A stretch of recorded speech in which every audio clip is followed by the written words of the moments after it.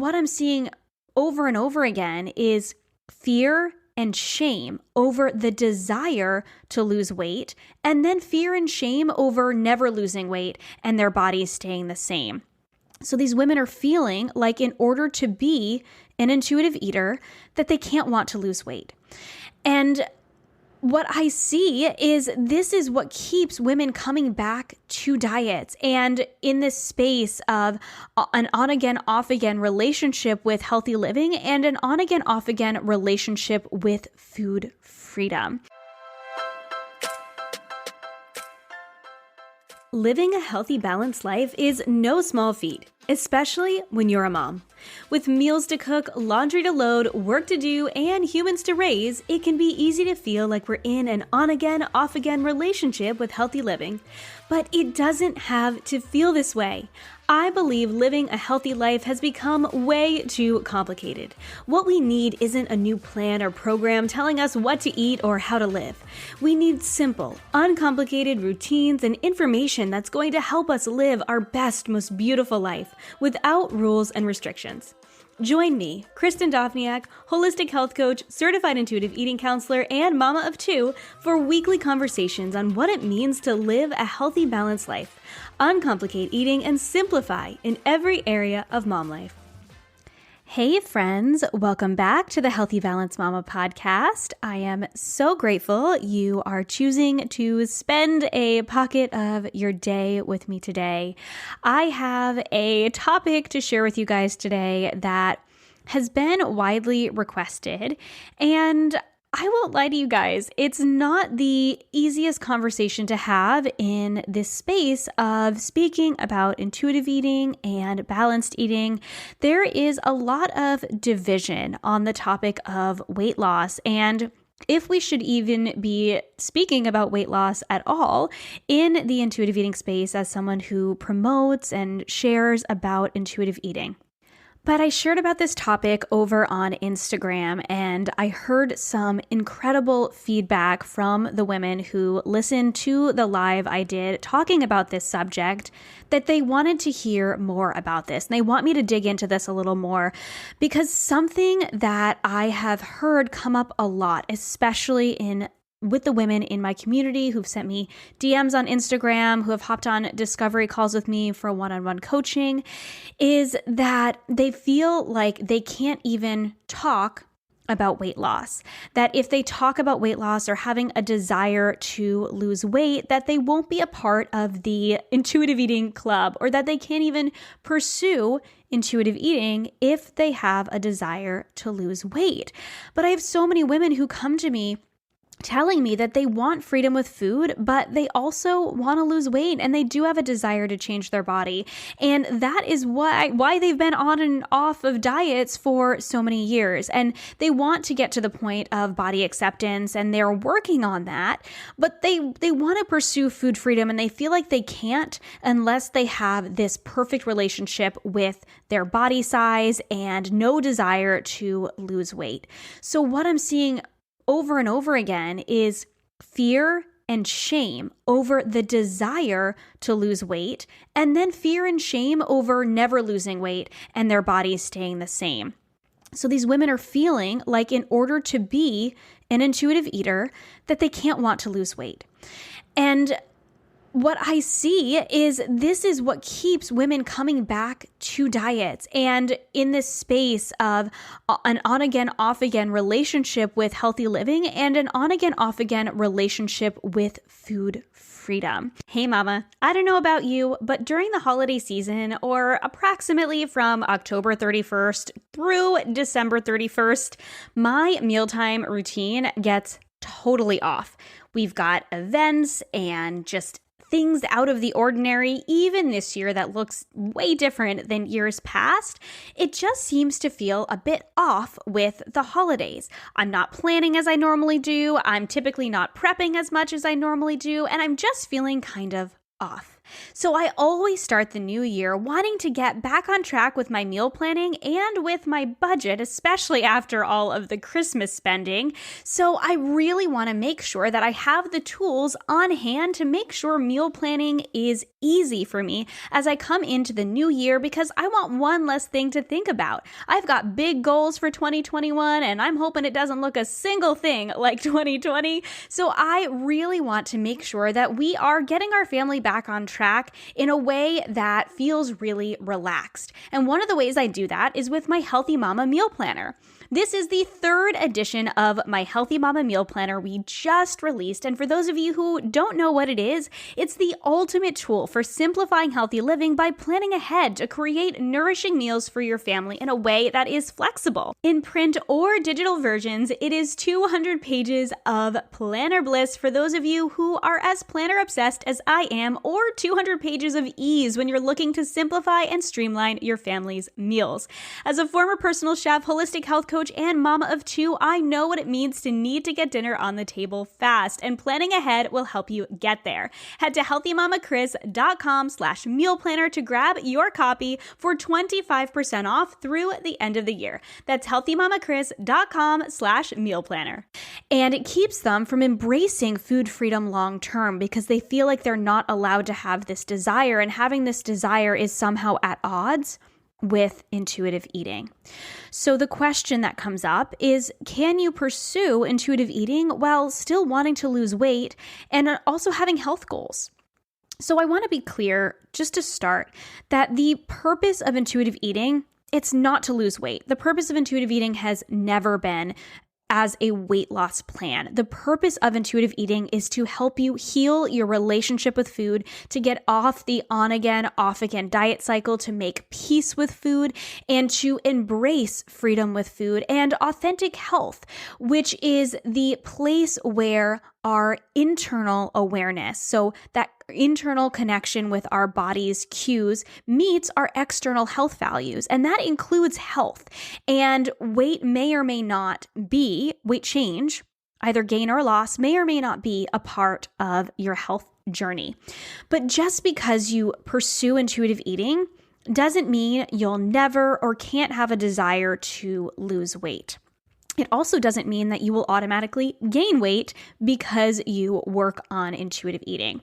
What's really important in all of this is not whether or not you can pursue intuitive eating and also have a desire to lose weight. It's getting to the bottom of why your goal is to lose weight, and if it's a goal that will actually serve you, serve your health, and serve your balance long term.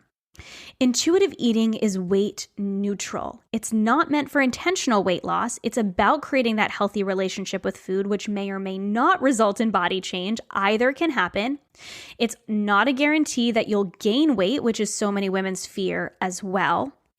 But food freedom doesn't mean that your body will never change. True, intuitive, balanced eating, as I like to call it, means you will find a size range that is right for your unique body.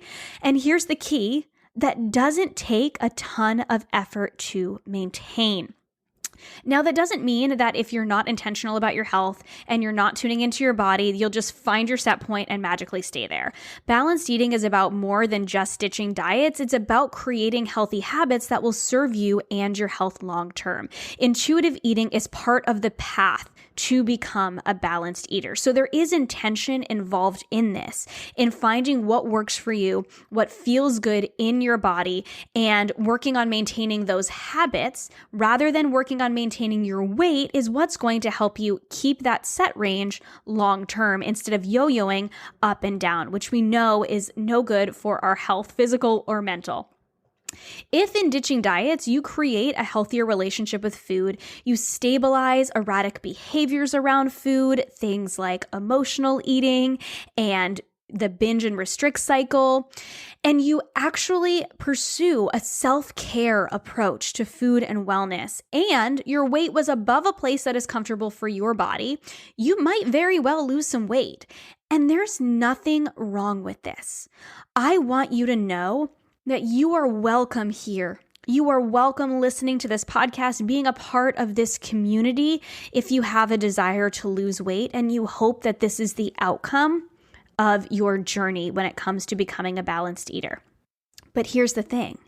If your only goal in getting healthy, which is what most people refer to getting healthy, but it actually refers to a desire to lose weight. If your only goal is to hopefully lose weight, I can pretty much guarantee that even if you do lose weight, that weight loss, it's not going to last. And neither will your health goals. Because here's the key, and this is what I'm getting at here. Weight loss is separate from health gains. Listen to that again. Weight loss is separate from health gains. Weight is an appearance goal, not a health goal. Weight loss might be a side effect of creating healthy habits and creating a healthier relationship with food, but it is not the healthy habit and it's not the goal of creating a healthier relationship with food because weight isn't a habit, it's a measurement. And so this is where I see so many women get tripped up when it comes to having the desire to lose weight and get healthier. They make those goals one and the same, but recognizing that those are separate goals, and I am here to hold space for both of them. But I want to get clear on the difference. All you need to do is look around in a room, and we know that we come in many, many different sizes, and we can be healthy at many different sizes. This doesn't mean that we are healthy at every size. Each of us has our own healthy size, but it's not necessarily weight dependent, okay? Our weight stabilizes when our habits align with balanced living. Weight in and of itself is so much more than just the food we eat and the way we move. This is simply what the media has made it out to be. So many of us are in this place of obsession with trying to control our bodies and try and force our bodies into a certain size by just controlling our food and exercise. But any of us who have been in the place of dieting before, of controlling our food and controlling our workouts to try and control our weight, realize that eventually something's got to give because control only lasts so long. It takes so much of our energy, it takes so much away from our life that we feel like we are a failure and when we fall off of it. But it's the approach that's failing us, not us. It's the control that fails us because our approach is one of control, not one of self-care. When our focus is only on intentional weight loss, we are not pursuing healthy habits. We're pursuing weight loss. And it's okay for that to be your goal, but pursuing weight loss alone is not a long-term goal or the means to creating long-term change.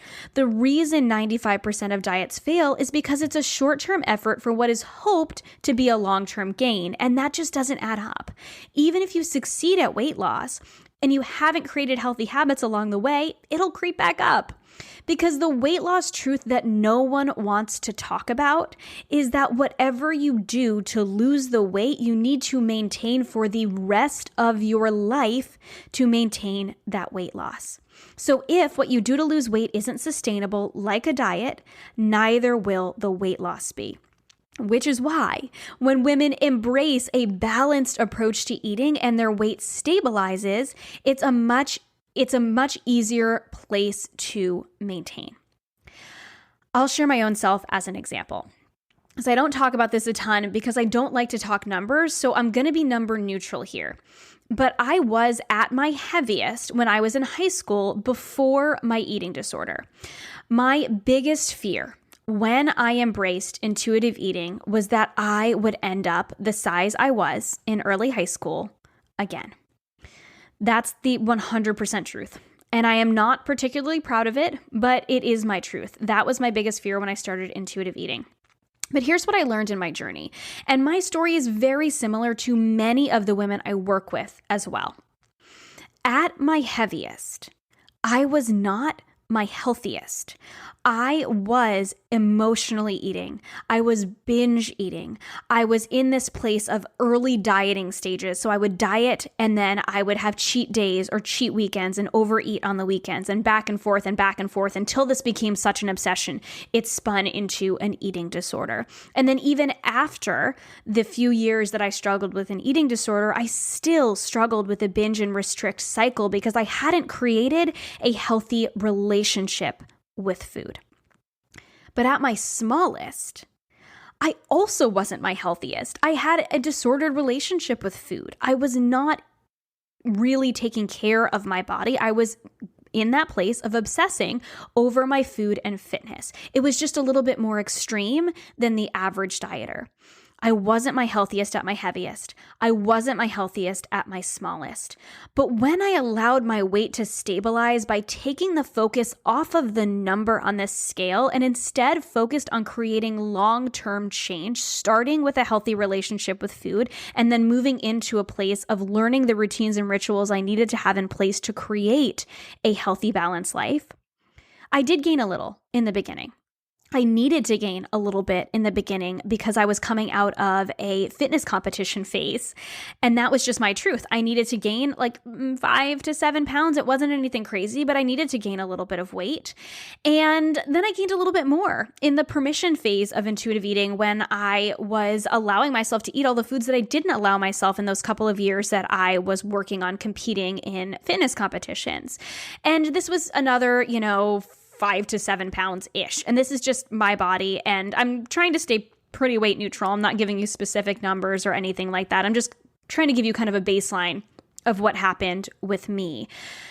Because what happened when I really, truly found my balance, when I moved past the permission stage of intuitive eating, those early phases where I was just eating all of the things I didn't allow myself, and I found what felt good in my body, I found my beautiful balance, I lost a little again too. My jeans became a little bit looser, and I have been that same size. I do not weigh myself anymore, but I've been in those same size of jeans, which is 3 sizes smaller than I was at my heaviest, for 3 years.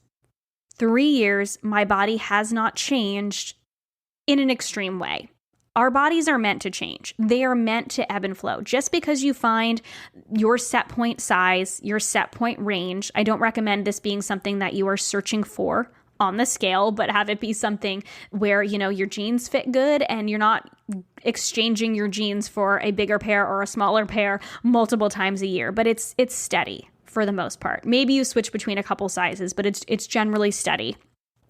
This doesn't mean that it's never going to change because our bodies are changeable. They're meant to change over time. We're not meant to be the same size that we were in high school for most of us. I'm in different sizes than I was at the beginning and the end of high school because of my unhealthy relationship with food in both instances. But you are a grown woman and you are meant to be the size that you are meant to be right now. And it might change in the future, and this is okay. It's about taking the time to focus on taking care of your body and allowing your weight to fall into place instead of focusing on trying to control your body into an ideal that might not be right for your body. So I want to pass on a tool that I use with my clients to get your goals in the right place to lose weight if it's right for your body. Because the truth is, what you want isn't usually the actual weight on the scale. It's how you think you would feel or be when you lose the weight. So my question for you is, what if you could feel that way and be that way without losing a single pound? What if you let go of the number and simply focused on what outcome you want out of losing weight? So take some time after listening to this podcast to journal about this. What is it that you really want out of weight loss? If it's right for your body, why do you want to lose weight? Who do you want to be? How do you want to feel? And what are some things you could start to work on outside of just staring at that scale every single morning, beating yourself up? What are actual action steps that you could take to move towards becoming that woman that you want to be, to feeling the way that you want to feel without simply focusing on the number? Because that number focus is what keeps us trapped. It's not about not having a desire to lose weight. It's about allowing that number to become neutral so we can focus on the things we actually want and allow that weight loss to happen if it's right for our body, but be unattached to the number or the result of the weight loss in and of itself and be focused on that person we actually want to be. Who do you want to be when you're 80? What do you want to be remembered for? It is pretty much guaranteed that you do not want to be remembered for having a six-pack or spending all your time in the gym. You want people to remember you for who you are and how you made them feel and how you showed up in the world for the people who are most important to you. Focus on that. Focus on who you want to be and how you want to live. And if weight loss is something through creating healthy habits that happens and that helps you to be that woman that you want to be, then great. Focus on being that woman you want to be. Set that number aside. Know that the desire is okay and valid, but let's switch that focus and really allow yourself to focus on what really matters. So I would love to hear your feedback on this, friends. I would love to hear your thoughts, your fears. This is something that I'm so happy to talk about with the women in my community, whether you are following along on Instagram, you're a part of my Uncomplicated Eating course, which brings you through the whole process of ditching diets, letting go of emotional eating, learning to trust your body, learning to respect your body, and then start to create those routines and rituals to become a balanced eater and really embrace your beautiful balance. If you want to get in touch with me, share with me how this feels, share with me your hopes, your fears, your struggles. I would love to connect with you. So head to Instagram at Healthy Mama Chris, shoot me a DM, shoot me an email. I would love to connect with you more on this. And I hope you enjoyed this episode and this topic. Thank you so much for being here with me today, and I'll catch you in the next episode. Thank you so much for listening to this episode of the Healthy Balanced Mama podcast. If you loved it, would you take a screenshot and share it with a friend over on Instagram and tag me in it? It helps me so much to know what you love and are taking away from each episode. If you really loved it, would you hop over to iTunes and give me a star rating and review? Every rating and review helps this podcast be seen and heard by more women who need to hear the message of balance and wellness without deprivation. It's the best free gift you could give me. And as a reminder, the information and opinions on this podcast are meant for education and inspiration only and are not to be taken as medical advice, diagnosis, or treatment. Please consult with a trusted practitioner before making any changes. Have a beautiful day, friend, and I'll see you in the next episode.